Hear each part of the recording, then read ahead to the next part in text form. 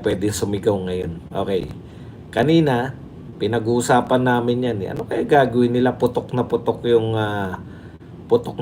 tong flood control project at ang lalaki, no? Ang lalaki ng figures. Sabi ko, pinag-uusapan namin kanina, meron silang ano niyan. May pan-divert sila kasi nakita na natin 'to, di ba? Ginagawa talaga na nila yan. Si BP Sara actually nagpaliwanag yan. Yung tipong putok na putok yung issue ng GAA. No? Yung mga fill in the blanks na budget natin. Yung sinasabi na pinaka most corrupt budget. Putok na putok yun. Lahat ng tao nananawagan na imbestigahan, suriin ng Supreme Court, no? Sabay pinadakip si Tatay Digong, no? Nawala na yung issue na yun. Sabi ko, eto, grabe to. Wala na sigurong mas worse na ano rito sa flood control project. Kahit kako anong nila, ibato nila rito, hindi magtatagal. Eto na nga, trinay nila na i-less yung issue, pero sa tingin ko ano lang to, initial shock lang eh. Okay. Kaya lang mismo yung gobyerno natin yung mismo yung sa gobyerno natin yung eto po, sa pamagat yan eh. Oo nga no. Kulang kayo. Hindi ko pa pala nasabi. Okay, kanina yun yung nasa namin, may gagawin to mga to, pan-divert. So eto na nga po yun, no? Nabulaga tayo. Eto po yung balita. US sends extradition request for ito po yung pamagat ng ABS-CBN. US sends extradition request for Apollo Kibuloy. PH envoy confirms. Laki ko ba? Pasensya na kayo, mulagat na mulagat eh. Okay. Yan po, no? Sabi ko, grabe, no? Eto po ay ang nagbalita po nito yung ating pong US Ambassador na si Babes Romualdez. Pinsan niya ni kung hindi ako nagkakamali, pinsan niya ni Martin at saka ni BBM. Okay, ang nakalagay rito sa balita na ABS-CBN, a US federal warrant was issued. Hindi, ito po. The United States has sent a formal request to the Philippines to extradite the controversial televangelist Kingdom of Jesus Christ leader Apollo Kibuloy. Ayan.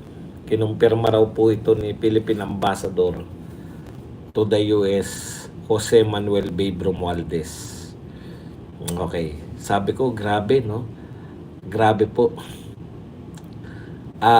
Tapos, yun nga po, dahil alam naman natin niya may kaso doon. At saka sinasabi na ni Pastor Kibuloy yan, di ba? Yung extradition, yun yung ayaw niya maganap.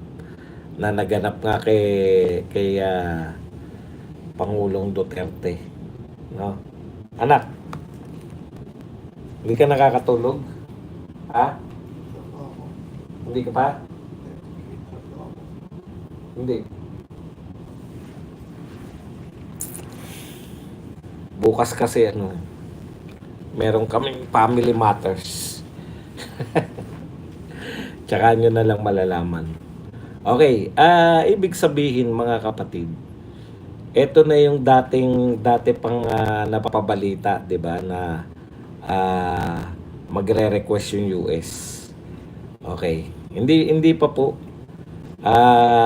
kasalukuyan, kaya nga meron extradition. Yun ang sa US po ang nakwit, yung ibang mga KOJC member, yung mga ibang naakusahan, yun yung mga naakwit. Okay. Tapos mga kapatid, di okay na, no? Sabi ko, nakakalungkot kasi nakakulong na po dito eh. Hindi ko po alam yung ano no. Yan siyempre hindi naman tayo abogado. Pero ano po yung ano po yung posibleng mangyari? Talaga bang pag yung kahit nakakulong na po sa ating korte, hindi naman po sa ating korte kumbaga nauna na pong magpasya ang ating korte na nakakulong po si Pastor Quebuloy. Kahit po ba hawak na sino po yung may jurisdiction kay Pastor Apollo Quebuloy? Kahit po ba may nililitis po yung kaso niya rito eh. Dapat po ba sila pa rin yung priority? Hindi ko po maunawaan yan. Kahit pangkaraniwan, may kaso dito, may kaso sa US. Ang isang Filipino citizen dapat sa US ba nililitis? Yun yung question ko nung binabasa ko tong balita na to. Okay lang siguro, buksan mo kapatid mo. Okay lang siguro na kung nasa laya, 'di ba? Kunwari ipapahanap yung extradition. Kaso po nakakulong na rito eh. No? Hindi Margaret, pag may extradition, 'di ba? Hindi naman siya ang pagkakalam ko merong ibig sabihin wanted 'yun. Wanted siya dun sa bansang nagre-request ng extradition. Kaya papatulong dito sa Pilipinas kasi wanted sa kanila. Ang problema, si Quebuloy kasalukuyang nililitis yung kaso niya sa Pilipinas. Dapat ba na magkaroon pa ng extradition sa US kahit na dito siya naninirahan at siya ay Pilipino at siya ay under ng Philippine Court? Hindi nga po, bakit nga po yung batas nila yung gustong masunod? Dapat batas nila yung masunod. Di ba? Bakit hindi yung batas natin ang dapat masunod? Hindi, okay lang naman po kung laya eh. Wala pong problema eh. Okay lang po kung nakalaya tapos magre-request sa atin i-extradite nyo yan kasi wanted sa amin. Pero po yung nililitis po yung kaso ng isang Pilipino sa Philippine Court tapos magre-request yung US, dapat ba pagbibigyan yun? Dapat. Paano na lang yung pagiging bansa natin? Diba? Yun lang naman po yung point ko ron eh. Okay, anyways, tuloy po tayo, no? So, meron pong, sabi po yan ni Ambassador Romualdez. Ngayon, nung tinanong po yung DOJ, ito po yung problema natin, no? Dalawa na po yung balita. Ayan, sabi naman ng DOJ, Department of Justice, kasi sa kanila po dadaan yung lahat ng extradition. Sabi po ng DOJ has not received extradition request for Quebuloy. Wala daw pong request ang US government kay Quebuloy. So, may isang panig dito na nagsisinungaling. Bakit po dapat ma-extradite sa US kahit may kaso dito? Sige po, ipaliwanag nyo po. Mas mataas po ba yung US sa atin? Hindi po. Okay. Hindi po ganun dapat. Dapat, kung may kaso yan dito at nililitis na, hindi nga nila pinalaya eh. Okay. So, sa madaling sabi, yung DOJ naman sa isang banda, parehong ABS-CBN na balita to ha. Sabi naman ng DOJ, the Department of Justice on Wednesday said it has not received any request for the extradition of Pastor Quebuloy to the United States. Wala naman daw. Tandaan nyo yung nagsalita, Romualdez. No, Babe Romualdez. Pero ito pong DOJ, sabi nila, wala.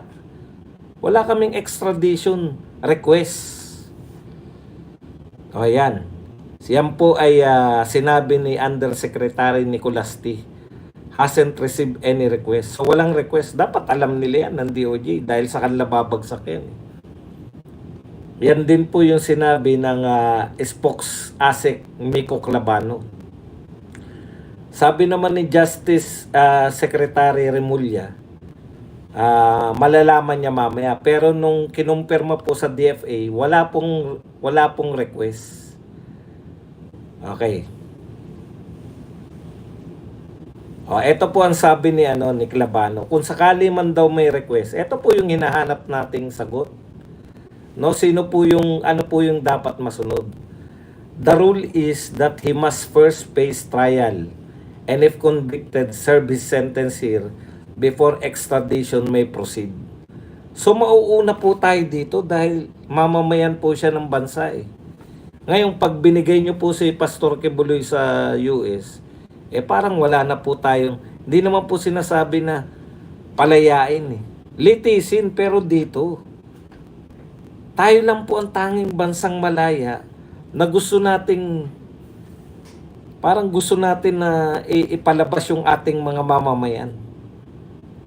Okay, pero syempre dahil nangyari na po yan kay Tatay Digong, nakakatakot po yan, no? Para kay Pastor Kibuloy. However, courts, pero may however eh. Dapat, ang rule dapat, kung meron pong parehong kaso, dito muna litisin, lalo na nililitis na, dito muna litisin, pag na-serve niya na yung kanyang, kunwari convicted siya rito, sa-serve niya muna yung kanyang sentence, kung hindi pa rin po na-dismiss yung kaso, tsaka siya pwedeng ibigay sa nagre-request na bansa. However, yan yung problema, yung may however. However, courts retain the power to act on cases with urgency. So if circumstances warrant him, we may move to resolve proceedings in order not to unduly delay a valid extradition request. Kaya nga po sila nag-extradition dahil gusto po nilang mahawakan yung tao. Ang problema nga, hawak na ng korte ng Pilipinas si Pastor Kibuloy. Hindi po natin sinasabi na palayain na rito para ipahuli sa Amerika. Hindi po yun. Litisin. Ayusin na. O kung paano yan, Boss Baz, pag kunwari pinayagan, halimbawa lang, 'di ba nag-a-apply si Pastor Kibuloy na hindi po yung bail. Pag bail po, ang ibig sabihin lang po ng bail, kaya ka nag-bail kasi para hindi ka tatakbo. Para ikaw, kaya ka nag-bail, patunay yun na handa mong harapin ang kaso. So hanggat yung kaso ni Pastor Kibuloy ay buhay dito, kahit ba, halimbawa lang po, mag-grant ng bail, hindi siya pwedeng ibigay sa US. Pero nga, dahil nasanay na tayo sa gobyerno to, yan pa lang eh. Kung pinag-usapan yan eh. Sabi ko nga, diversion to ng mas malaking issue na nakawan. Di ba? Bilyon, trilyon pa nga po kung pag-uusapan talaga. Trilyon na po yung budget dyan sa flood control program na yan. Kaya, dapat maging matalas na tayo rito. Hindi porket hindi na pinag-uusapan, titigil na. Mabuti na lang nga. Yun po yung pasalamat natin. No? Mabuti na lang. Kahit papano, nasimulan na ni Marcoleta. No? Yung investigasyon. At alam ko naman na, di ba, naalala nyo yung sa ABS-CBN. Kahit tumagal pa yun ng ilan. 13 yatang araw yun eh. Di ba? Ilang session yun eh. Talagang nabusisi yun ni Marcoleta. No? Kaya tuwan-tuwa ako rito kay Marcoleta kasi hindi niya po tatantanan yan. No? Hindi niya tatantanan itong flood control project. Ano man ang ma-divert man yung usapan ng mga tao kasi lahat na ng media agad eh. Kinuha kagad ng media yung balita na yan. Alam niyo yung media, sabik na may ibang ibalita maliban dito sa flood control. Kung po pwede lang na hindi nila ibalita yung flood control, hindi nila ibabalita kasi grabe ang kasiraan nila rito sa flood control na to. Talagang yan yung si President Marcos na mismo nagsabi. Ito, inuutang natin to, sabi ni President Marcos kanina eh. Hagardo na itsura ni President Marcos sa problema sa mga flood control eh. Sugod siya eh. Nakita niya talaga eh. Kaya po sana hindi tantanan, no? Tiwala naman tayo. Wag rin palabuin kasi sa House ngayon, iba na naman panawagan nila. Mukhang yung mayor na ano yung tawag nila? Hindi hindi nila direktang sinasabi kung sino yung mayor eh. Mayor na tapat ba? Yun ang gusto nila. Alam niyo problema, no? Ipagpalagay na natin si dalawa lang naman yung mayor na nag-expose, di ba? Hindi. Tatlo, si Vico Soto rin. Si Mayor Isko, pero marami po si Mayor Magalong. Malamang si Mayor Magalong yan. Okay. Yan po ang problema dito sa Congress eh. Ikaw na nag-expose, ikaw na ngayon yung may kasalanan. Sinimulan na ni Valeriano na tirahin yung mayor na yun. Na names. Yun po ba pinakamalaking kasalanan ni Mayor Magalong? O kung sino man yung mayor na tinutukoy? Ayun po ang malaking problema, yung hindi niya pangalanan? O yung mga magnanakaw ang problema? Grabe, no? Ang hirap pong labanan nung panlilihis nila sa tunay na issue. Hindi po si Dan Fernandez yun. Dan Fernandez po taga Laguna. Okay. Pero napasubo po sila dyan. Mukhang napasubo sila dyan. Hanggang ngayon po, wala pa rin po silang aksyon. DPWH, nirambol-rambol lang po ang mga regional director, no? Ito nakakatawa sa DPWH. Kasya ba kayo dyan dalawa na? Ha? Na ano? Anong e-card? Oo, meron. Bakit? Saan punta? Naka-parking ka? Oh.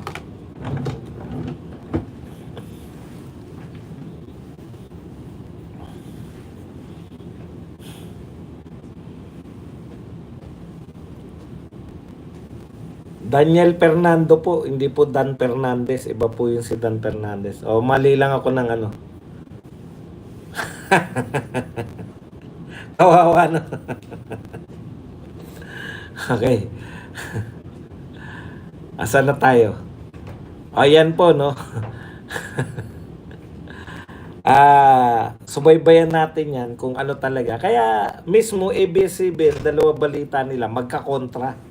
Sinasabi ni Babes Romualdez na nag-request ng US. Sabi naman po ng DOJ tsaka ng DFA, wala pang request ng US. Ang gulo nila, no? Magulo talaga pag may Romualdez na yun. Magulo talaga. Pag may Romualdez na involved. Ano ba talaga, kuya? Ha? Ayusin nyo. Yan po, ngayon, Anticlear. Meron dyan misinformation at disinformation. Tirahin mo. Bakit hindi mo tirahin yan? Tatlong ahensya ng pamahalaan. Ha? Pare-parehong under kay Marcos. Iba-iba sinasabi. Tapos ang titirahin mo pa rin yung biyahe ni BP Sara. Okay. Tinitira na rin yung governor ng Mindoro. Kawawa naman. Pero ano't ano man na mangyari, dapat matigil na po to, no? Una po sa bansa. Bansa po natin, grabe talaga ng nila sa mga Duterte at Duterte allies. Okay, punta na po tayo rito sa iba pang balita. Ito nakakatawa. Kita nyo po Ang sabi po rito, Akbayan hits raffle draw for patients asking PCSO. Alam po natin to, di ba? Yung mga pasyente po nanghihingi po ng tulong sa PCSO. Kaya at least may expose na si Tabi. Ganito mga expose mo, Tabi. Ayon po kay Tabi, Percy Serdanya, ang PCSO daw ay sinasubject yung mga pasyente na humihingi ng medical assistance sa virtual game of chance or a raffle draw para daw nagpaparapol. Kasi eto pala yung ginagawa dyan, lahat sila online. Kinakailangan makapasok sila. Kinakailangan po yung application nila maipasok nila ng saktong alas 8 ng umaga. Hindi before, hindi after 8. Dapat sakto ka. Pag na-cut off ka dun, ilan lang po yung papasok eh. Ayan.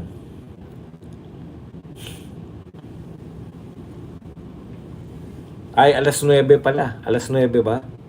Basta isang oras lang. Eh, ang dami po nag-a-apply eh. 8 a.m. mag-start ang online. Yan. Tapos, alas 9, tapos na dahil nakuha na yung nakuha na po yung number na bilang. Sabi ni Sir Danya, parang pinaparapol nyo naman yung slot na bibigyan nyo ng tulong. Ay, teka pa lang muna. Saglit lang po. Di ba ina-announce ni BBM na zero billing tayo? Asan na yung zero billing kung nanghihingi pa po? Akala ko ba zero billing? Bakit may nanghihingi pa po sa PCSO? Yan yung problema natin, no?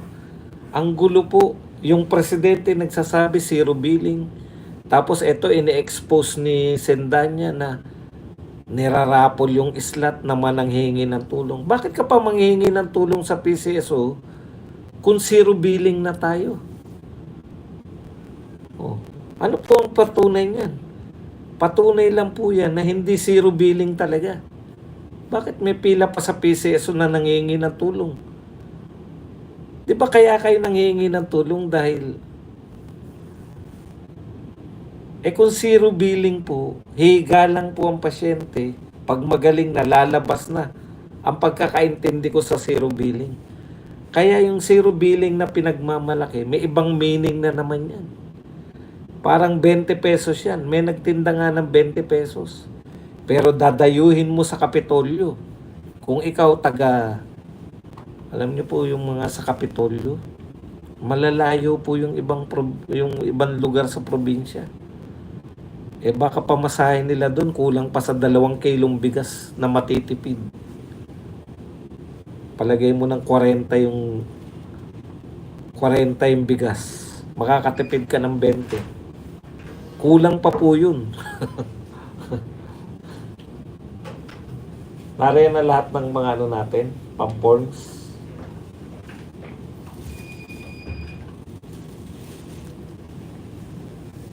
Ayun na nga.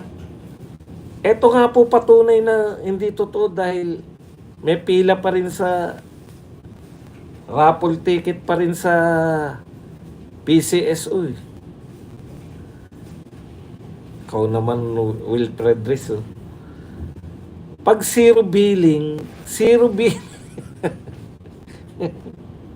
huwag kayong magkondisyon pag zero billing, all in na yun. Anong pagbili pa ng gamot na iba?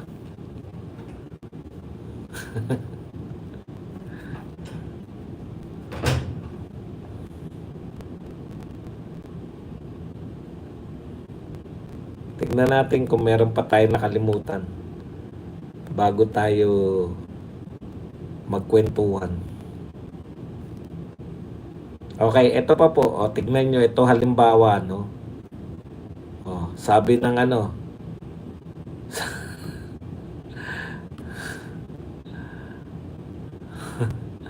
Asan na ba yun? Si Valeriano. May sinabi po, si Robin Padilla kasi nagpo-propose ng drug testing. Ayan, drug testing, mandatory, taon-taon. Okay. At tignan nyo po maganda yung proposal, di ba? Lahat po ng government employee. Government lang naman eh. Hindi naman sinabi lahat ng private, bahala na yung private sa sarili nila.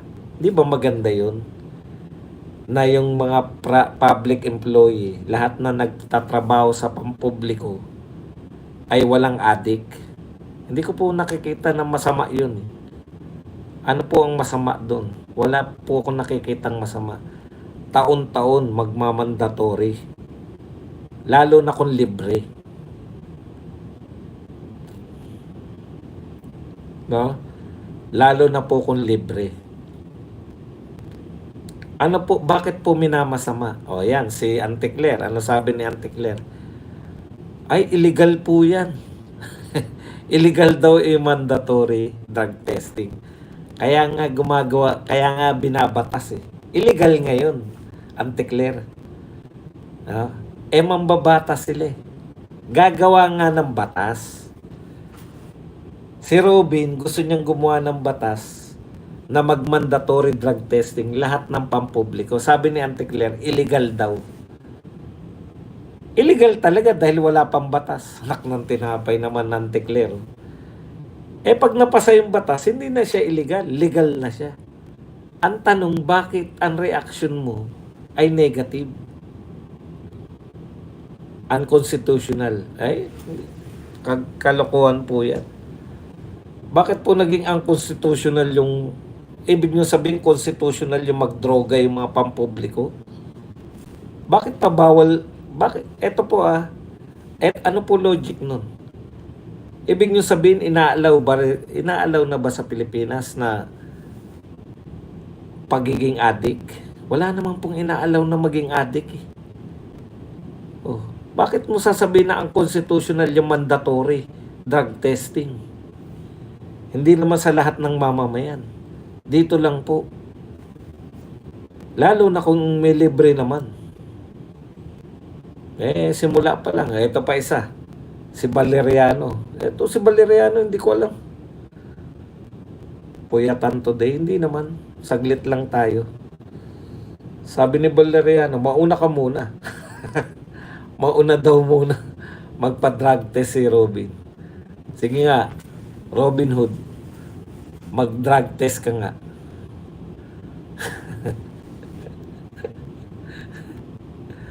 Okay, yan lang po ang ating topic. Ayan na naman kayo sa bobo. Hindi nga bobo si Auntie Claire eh. Tayo binobobo ni Auntie Claire. Okay. Pwede na po kayo magtanong, pwede na po kayo magbigay ng reaksyon at higit sa lahat, pwede po kayo magpakape. Yan. Sige na po. Simulan na po natin. Si Amy Mangga nagpa-drug test na kanina.